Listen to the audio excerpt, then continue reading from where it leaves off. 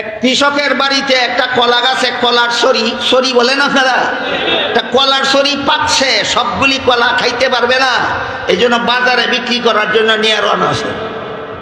রাস্তায় একজন পাইকার সবগুলি কলা 20 টাকা হালি দরে পাইকারি দরে কিনে নিয়েছে। এখন কত হালি কলা গনে দিতে হবে কিনা, কলার মালিকে গনে আর খরিদ্দারকে দেয়, গনে আর দেয়, 4টা করে হালি গনে আর দেয়, ফাঁকে ফাঁকে 3টা করে হালি গনে, 4টা করে হালি গনে আর দেয়, ফাঁকে ফাঁকে কয়টা গনে, 3টা। যখন খরিদ্দারে প্রথমবারে ধরল, এই মিয়া তুমি এখন 4টা হালি গনছ না 3টা হালি গনছ, কয় ভাই সরি আমার মাথাটা ঠিক নয়। আবার যখন 3টা হালি গনছে আবার কয় আমার মাথাটা ঠিক না, আবার যখন ধরছে কয় ভাই আমার মাথাটা ঠিক না। এইবার খরিদ্দারে কয়, আরে বেটা তোর মাথা যদি ঠিক না থাকার কারণে ফাঁকে ফাঁকে 3টা করে হালি গনস, তাইলে তো মাঝে মধ্যে 5টাও হালি গনতে পারস। কয় এত খারাপ হইছে না,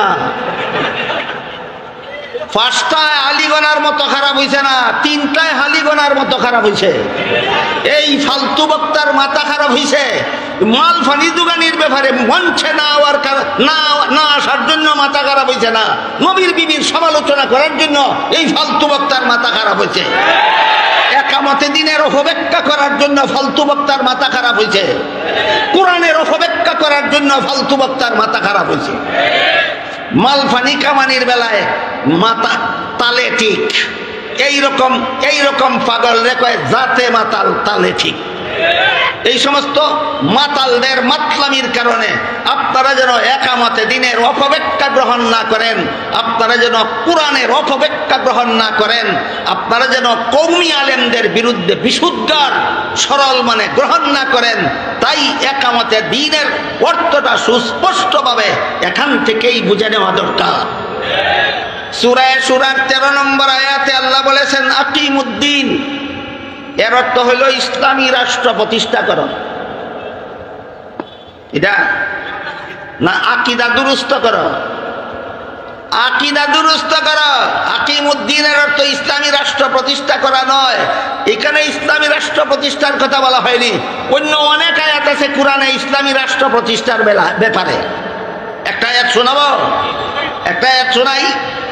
আল্লাহ পাক রব্বুল আলামিন সূরা নূরের 55 নম্বর আয়াতে বলেন, ওয়াদাল্লাহুল্লাযীনা আমানু মিনকুম ওয়া আমিলুস সালিহাত লা ইস্তাখলিফান্নাহুম ফিল আরদি কামাস্তাখলাফাল্লাযীনা মিন ক্বাবলিহিম ওয়া লা ইউমাক্কিনান্না লাহুম দীনাহুমুল্লাযী ইরতাদা লাহুম ওয়ালা ইউবাদদিলান্নাহুম মিন বাদি খাউফিহিম আমনা ইয়াবুদুনানি লা ইউশরিকুনা বি শাইআ ওয়া মান কাফারা বাদা যালিকা ফাউলাইকা হুমুল ফাসিকুন। এই আয়াতে আল্লাহ বলেন, হে মুমিন মুসলমানেরা, তোমাদের সাথে আল্লাহ ওয়াদায় আবদ্ধ, যদি তোমরা আমল ভালো করো, যদি তোমরা, হে মুমিন মুসলমানেরা, তোমরা যদি আমল ভালো করো তাহলে দুনিয়াতেই আল্লাহ তোমাদেরকে 3টি পুরস্কার দিবেন। কোন জীবনে? আখিরাতে না দুনিয়াতে? আল্লাহ বলেন দুনিয়াতেই আল্লাহ তোমাদের 3টি পুরস্কার দিবেন। এর মধ্যে 1 নম্বর পুরস্কারের কথা ঘোষণা দিয়া বলেন, লা ইস্তাখলিফান্নাহুম ফিল আরদ, আল্লাহর জমিনে তোমাদেরকে আল্লাহর খলিফা বানাবেন, রাষ্ট্রীয় ক্ষমতা দান করবেন। তাহলে রাষ্ট্রীয় ক্ষমতাকে আল্লাহ কোরআনে একামতে দিন বলেছেন না খেলাফতে এলাহিয়া বলেছেন? রাষ্ট্রীয় ক্ষমতার নাম কোরআনের ভাষায় একামতে দিন নয়, রাষ্ট্রীয় ক্ষমতা কোরআনের ভাষায় খেলাফতে এলাহিয়া। ভুলে যাবেন কোনদিন? তাহলে এবার বলুন, সূরায়ে শুরার 13 নম্বর আয়াতে যে আল্লাহ বলেছেন আকিমুদ্দিন, এর অর্থ হইল রাষ্ট্র প্রতিষ্ঠা করো না আকীদা সংশোধন করো? কেন? একদল মুসলমান তাকে সহি আকীদার অনুসারী, আরেক দল মুসলমান চলে যায় ভ্রান্ত আকীদার পথে। এই পথে যেন কোনো মুসলমান না যায়, তাই আল্লাহ মুসলমানদেরকে সতর্ক করে দিয়ে বলেন, আকিমুদ্দিন, সত্যই যদি ধর্ম তোমার ইসলাম হয়ে থাকে তাহলে ইসলামের নামে ভ্রান্ত মতবাদ পোষণ করবে না, ইসলামের বিশুদ্ধ মতবাদে অটল থাকো। এই ব্যাপারে গত বছর এই সম্মেলনে বিস্তারিত ব্যাখ্যা বিশ্লেষণ করা হয়েছে। এই বছর যদি কেউ ভুলে গিয়ে থাকেন, গত বছরের আলোচনা পুস্তক আকারে প্রকাশ হয়েছে, সেখানে লিখিত পাবেন, ওইখানে দেখে নেবেন। তাই গত বছরের আলোচনাটা আমি পুনর্বার আজকে উল্লেখ করতে চাই না। আমার আলোচনা চলতেছিল এই গতিতে যে মালিক ইয়াউমিদ্দিন আয়াতে আল্লাহ দিন শব্দকে কর্মফল অর্থে ব্যবহার করেছেন। লা ইকরাহা ফিদ্দিন আয়াতে আল্লাহ দিন শব্দকে ধর্ম অর্থে ব্যবহার করেছেন। আকিমুদ্দিন আয়াতে আল্লাহ দিন শব্দকে হুকুমত অর্থে ব্যবহার করেছেন, না না সহি আকীদার অর্থে ব্যবহার করেছেন। আকিমুদ্দিনের অর্থ ইসলামী হুকুমত প্রতিষ্ঠা করো, না না ইসলামের সহি আকীদায় অটল থাকো, ইসলামের সহি আকীদায় অটল থাকো। এই পর্যন্ত কটা অর্থ বলা হলো দিন শব্দের? তিনটা। চতুর্থ নম্বর অর্থ বলে আজকের মতো কথা শেষ করি। আমি আজ 3 দিন যাবৎ যে আয়াতাংশ আপনাদের সামনে তিলাওয়াত করে চলেছি, সেটা হলো সূরা মায়েদার 3 নম্বর আয়াতের সামান্য অংশ।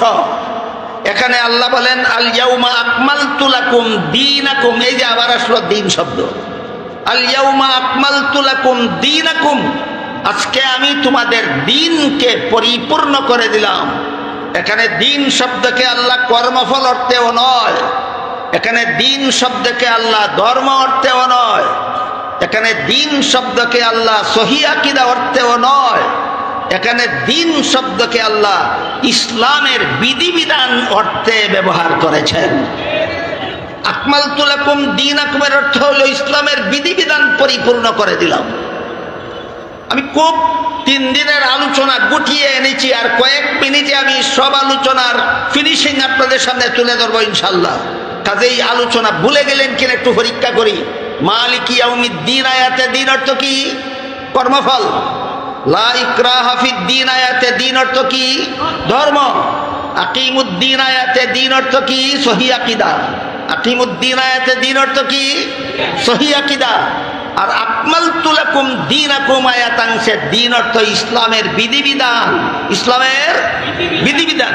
তাই আয়াতাংশের মর্ম দাঁড়ালো, আজকে আমি তোমাদের ইসলামের বিধিবিধান পরিপূর্ণ করে দিলাম।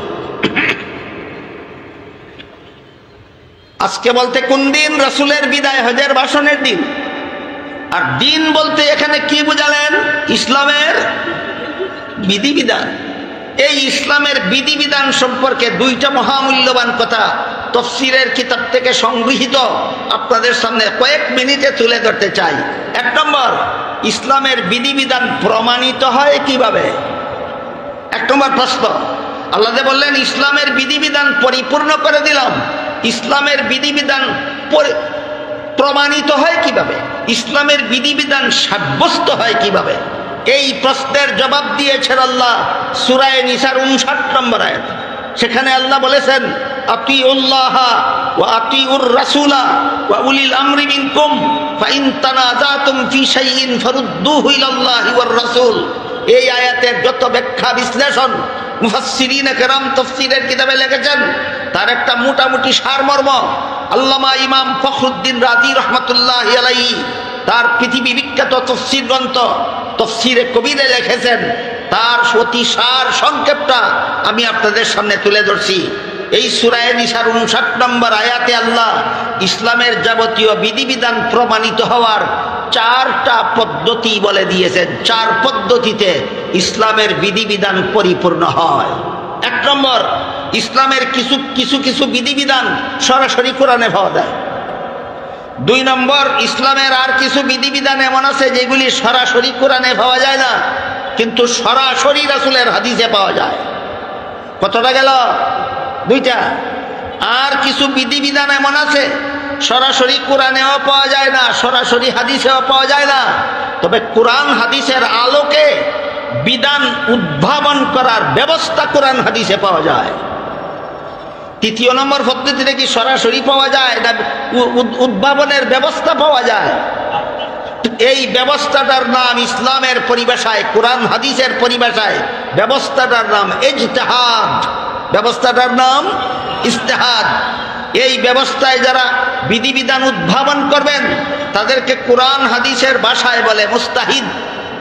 আর তারা মন গড়াভাবে ইজতিহাদ করলে হবে না, তারা যে একটা নীতিমালার অধীনে ইজতিহাদ বা গবেষণা করতে হবে, সেই নীতিমালাকে কোরআন হাদিসের পরিভাষায় বলে কিয়াস। এভাবে তারা কোরআন হাদিসের আলোকে নব উদ্ভূত সমস্যাগুলির সমাধানকে বের করাকে পরিভাষাগতভাবে ইস্তেমবাত বলা হয়। তারা যদি ঐক্যবদ্ধ সমাধান বের করেন, সমস্ত মুস্তাহিদগণ যদি কোরআন হাদিসের আলোকে কোনো একটা নব উদ্ভূত সমস্যার ঐক্যবদ্ধ সমাধান বের করেন, হাদিস শরীফে আল্লাহর রসুল এমন ঐক্যবদ্ধতাকে উম্মতের ইজমা নামে আখ্যায়িত করেছেন। হাদিসটা হলো, রসুল বলেন, ইন্নাল্লাহা লা ইয়াজমাউ উম্মতি আও ক্বালা উম্মাতা মুহাম্মাদিন সাল্লাল্লাহু আলাইহি ওয়াসাল্লাম আলা দালালাতিন আবাদা। এর মর্ম হলো, আমার উম্মতের ঐক্যবদ্ধ সিদ্ধান্ত, উম্মতের মুস্তাহিদগণ যেই সিদ্ধান্ত কোরআন হাদিসের আলোকে ঐক্যবদ্ধভাবে প্রদান করবেন, সেই সিদ্ধান্তটাই আল্লাহর কাছে শতকরা 100% নির্ভুল ইসলামী বিধান গণ্য হবে। শতকরা 100% নির্ভুল ইসলামী বিধান। হাদিস শরীফে আল্লাহ রাসূল বলেছেন, সরাসরি কোরআন হাদিসে পাওয়ার কারণে না, মুস্তাহিদগণের ঐক্যবদ্ধতার কারণে, মুস্তাহিদগণের ঐক্যবদ্ধতার কারণে। আর যদি কোনো নব উদ্ভূত সমস্যার সমাধান ইজতিহাদের মাধ্যমে বের করতে গিয়ে মুস্তাহিদগণ ঐক্যবদ্ধ না হয়ে ভিন্ন ভিন্ন মুস্তাহিদ যদি ভিন্ন ভিন্ন সমাধান প্রদান করেন, তাহলে এক একজন মুস্তাহিদের প্রদত্ত এক একটা সমাধানকে এক একটা মাযহাব বলা হয়। কি বলা হয়? এই মাযহাব হলো ইসলামের বিধান সাব্যস্ত হওয়ার 4 নম্বর পদ্ধতি। ইসলামের বিধান সাব্যস্ত হওয়ার 1 নম্বর পদ্ধতি সরাসরি কোরআনে পাওয়া। ইসলামের বিধান সাব্যস্ত হওয়ার 2 নম্বর পদ্ধতি সরাসরি রাসূলের হাদিসে পাওয়া। ইসলামের বিধান সাব্যস্ত হওয়ার 3 নম্বর পদ্ধতি মুস্তাহিদগণের ঐক্যবদ্ধ সিদ্ধান্ত। ইসলামের বিধান সাব্যস্ত হওয়ার 4 নম্বর পদ্ধতি কোনো না কোনো ইমামের মযহাবে সাব্যস্তকৃত। এই হলো সূরা নিসার 59 নম্বর আয়াতের ব্যাখ্যা ইমাম রাজি তাফসীরে কবিরা যা লিখেছেন তার সংক্ষিপ্ত সার। ইসলামের বিধান 4 ভাবে প্রমাণিত হয়। হয়তো আল্লাহর কোরআনের দ্বারা প্রমাণিত হয়, না হয় রাসূলের হাদিসের দ্বারা প্রমাণিত হয়, না হয় মুস্তাহিদগণের ঐক্যবদ্ধ সিদ্ধান্তের দ্বারা প্রমাণিত হয়, আর না হয় কোনো না কোনো মুস্তাহিদ ইমামের মযহাবের দ্বারা প্রমাণিত হয়। যে কোনো কাজ এই 4 পদ্ধতির কোনো পদ্ধতিতে প্রমাণিত নয়, এমন কাজকে রাসূল পরিষ্কার ভাষায় বেদাত বলেছেন। বেদাত। এই মর্মে হাদিস শরীফে আল্লাহ রাসূল বলেন, ইয়্যাকুম ওয়া মুহদাসাতিল উমুর ফাইন্না কুল্লা মুহদাসাতিন বিদআতুন ওয়া কুল্লা বিদআতিন দালালা ওয়া কুল্লা দালালাতিন ফিন্নার আও কামা ক্বালা আলাইহিস সালাতু ওয়াস সালাম। হাদিসের মর্ম হলো 4 পদ্ধতির কোন পদ্ধতিতে প্রমাণিত নয় এমন কাজকে ধর্মের কাজ গণ্য করা বেদাত। 4 পদ্ধতির কোন পদ্ধতিতে প্রমাণিত নয় এমন কাজকে ইসলামী কাজ গণ্য করা বেদাত। এমন বেদাত যারা করবে রাসূল বলেন জান্নাতের পথ হারাবে। জান্নাতের পথ যারা হারাবে তারা জাহান্নামের শাস্তি ভোগ করা তাদের জন্য অবধারিত হবে। এবার বলুন, আল্লাহ যে সূরা মায়েদার 3 নম্বর আয়াতে বলে দিলেন, আল ইয়াউমা আকমালতু লাকুম দীনাকুম, আজকে আমি তোমাদের ইসলামের বিধিবিধান পরিপূর্ণ করে দিলাম। কত পদ্ধতিতে? 4 পদ্ধতিতে। হয়তো আল্লাহর কোরআনের দ্বারা প্রমাণিত হবে, না হয় রাসূলের হাদিসের দ্বারা প্রমাণিত হবে, না হয় উম্মতের ইজমার দ্বারা প্রমাণিত হবে, না হয় কোনো না কোনো ইমামের মযহাবে পাওয়া যাবে। সুতরাং আমাদের সমাজে অসংখ্য অগণিত বেদাত চালু আছে যেগুলি কোরআনের দ্বারা প্রমাণিত নয়, হাদিসের দ্বারা প্রমাণিত নয়, উম্মতের ইজমার দ্বারা প্রমাণিত হবে দূরের কথা। না হানাফি মাযহাবের কোনো কিতাবে আছে, না শাফি মাযহাবের কোনো কিতাবে আছে, না মালিকি মাযহাবের কোনো কিতাবে আছে, না হাম্বলি মাযহাবের কোনো কিতাবে আছে। আপনাদের জন্য এইটাই বেদাত চিনার সহজ পরিচয়। যেই কাজ ইসলামী কাজ বলে গণ্য হবে, এটা যদি হানাফি মাযহাবের কিতাবেও থাকে না, শাফি মাযহাবের কিতাবেও তাকে পাওয়া যায় না, মালিকি মাযহাবের কিতাবেও পাওয়া যায় না, হাম্বলি মাযহাবের কিতাবেও পাওয়া যায় না, এইটাই বেদাত। এইটাই বেদাত। গেল ইসলামের বিধিবিধান সাব্যস্ত হয় কতভাবে? এক প্রশ্ন। আরেক প্রশ্ন হইল, আল্লাহ যে বলেন আমি ইসলামের বিধিবিধান তোমাদের জন্য পরিপূর্ণ করে দিলাম, এই পরিপূর্ণতার যত ব্যাখ্যা আছে, আমি দুঃখিত এই ব্যাখ্যাগুলি আজকে আপনাদের সামনে তুলে ধরার সময় আমার নাই। পরিপূর্ণতার যত ব্যাখ্যা আছে সকল ব্যাখ্যার সারমর্ম একটা বাক্য, ইসলামের বিধিবিধান আল্লাহ পরিপূর্ণ করে দিয়েছেন যে বলেছেন, এর যত ব্যাখ্যা আছে সকল ব্যাখ্যার সারমর্ম একটা বাক্যের ভিতরে আছে। বাক্যটা মুখস্থ করে নেবেন, সেটা হলো ইসলামের বিধিবিধান মানব জীবনের সব সমস্যার সমাধান। ইসলামের বিধিবিধান মানব জীবনের সব সমস্যার সমাধান। ইসলামের বিধিবিধান মানব জীবনের সব সমস্যার সমাধান। এবার বলুন, ইসলামের বিধিবিধান পরিপূর্ণতার সংক্ষিপ্ত ব্যাখ্যা কি? ইসলামের বিধিবিধান মানব জীবনের সব সমস্যার সমাধান। ব্যক্তি জীবনে যত সমস্যা আছে সবগুলির সমাধান ইসলামের বিধানে আছে। পারিবারিক জীবনে যত সমস্যা আছে সবগুলির সমাধান ইসলামে আছে। সামাজিক জীবনের যত সমস্যা আছে সবগুলির সমাধান ইসলামী বিধানে আছে। অর্থনৈতিক জীবনে যত সমস্যা আছে সবগুলির সমাধান ইসলামের বিধানে আছে। রাজনৈতিক জীবনে যত সমস্যা আছে সবগুলির সমাধান ইসলামে আছে। আন্তর্জাতিক জীবনে মানুষের যত সমস্যা আছে সব সমস্যার সমাধান ইসলামে আছে। এই হইল ইসলামের বিধিবিধান পরিপূর্ণ করে দেওয়ার ব্যাখ্যা।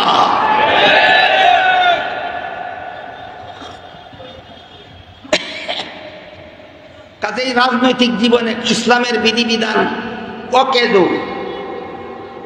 রাজনৈতিক জীবনে ইসলামের বিধান মানা যাবে না। জীবনের সর্বস্তরে ইসলামের বিধান মানার নাম ইসলাম। 1-2 মিনিটে শুধু এই কথাটা বলে কথা শেষ করে দিই। আমি আশা করি আপনারা অনেকেই ইমানে মুজমাল জানেন। ইমানে মুজমাল আমরা ছোটবেলায় মক্তবে পড়েছিলাম। ইমানে মুজমাল, আমানতু বিল্লাহি কামা হুয়া বিআসমাইহি ওয়া সিফাতিহি ওয়া কাবিলতু বা'দা আহকামিহি। আমানতু বিল্লাহি কামা হুয়া বিআসমাইহি ওয়া সিফাতিহি ওয়া কাবিলতু বা'দা আহকামিহি না জামিয়া আহকামিহি। ঘটনা কি?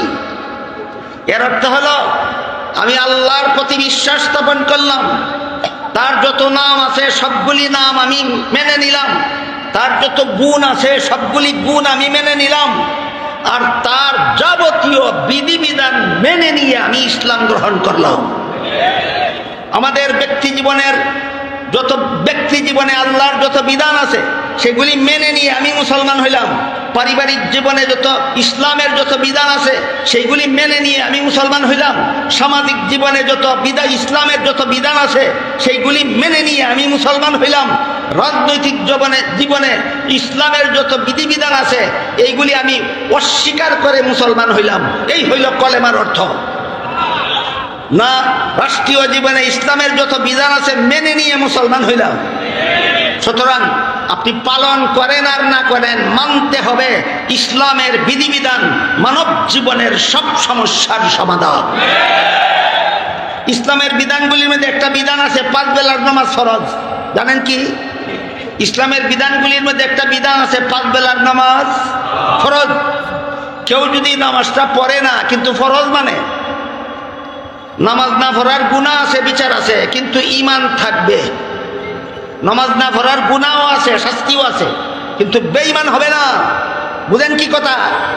আমার কথা বুঝে থাকলে বলুন, ইসলামের বিধানে 5 বেলার নামাজ ফরজ কিনা? একজনে মানে ফরজ কিন্তু পড়ে না। না পড়ার অপরাধ আছে, শাস্তিও আছে, কিন্তু ঈমান চলে যাবে না ঈমান থাকবে? ঈমানটা শক্তিশালী ঈমান হবে না নরবরে? নরবরে হইলেও ঈমান আছে।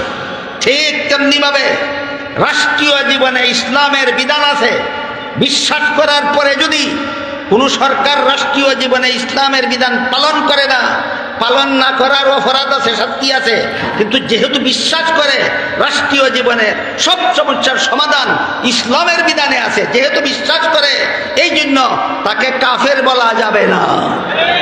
বলেন, পালন না করলে কাফির বলা যায় না বিশ্বাস না করলে কাফির বলা যায়? এই কথাটা বলেই আজকের মতো আমার কথা আপনাদের সামনে শেষ করতে চাই। আশা করি 3 দিনের আলোচনায় ইসলামের বিধিবিধান পরিপূর্ণ করে দিলাম, ইসলামের বিধিবিধান পরিপূর্ণ করে দিলাম। আল্লাহর ঘোষণাটার সারমর্মটা বুঝতে পেরেছেন। ইসলামের বিধিবিধান মানব জীবনের কিছু কিছু সমস্যার সমাধান না, সকল সমস্যার সমাধান। ব্যক্তি জীবন হোক, পারিবারিক জীবন হোক, সামাজিক জীবন হোক, রাষ্ট্রীয় জীবন হোক, আন্তর্জাতিক জীবন হোক, ইসলামের বিধিবিধান মানব জীবনের সব সমস্যার সমাধান। এই হইল ইসলামের বিধিবিধান পরিপূর্ণ করে দেওয়ার যত ব্যাখ্যা, সকল ব্যাখ্যার সারমর্ম। আল্লাহ আমাদের সবাইকে কোরআনের মর্ম বুঝার তৌফিক দান করুন, আমিন। একটা আবেদন আপনাদের খেদমতে রেখে আমি বিদায় নিতে চাই। সেটা হলো, আপনারা দেখছেন এই যে বিশাল আয়োজন খাদিমুল কোরআন পরিষদের, অকল্পনীয় পরিশ্রম এবং অনেক অর্থের বিনিময়ে, ত্যাগের বিনিময়ে আয়োজনটা করা হয়েছে। আপনারা কি চান আয়োজনটা চালু থাকুক প্রতি বছর? আপনারা কি চান এইটা সুন্দর মতে চলুক?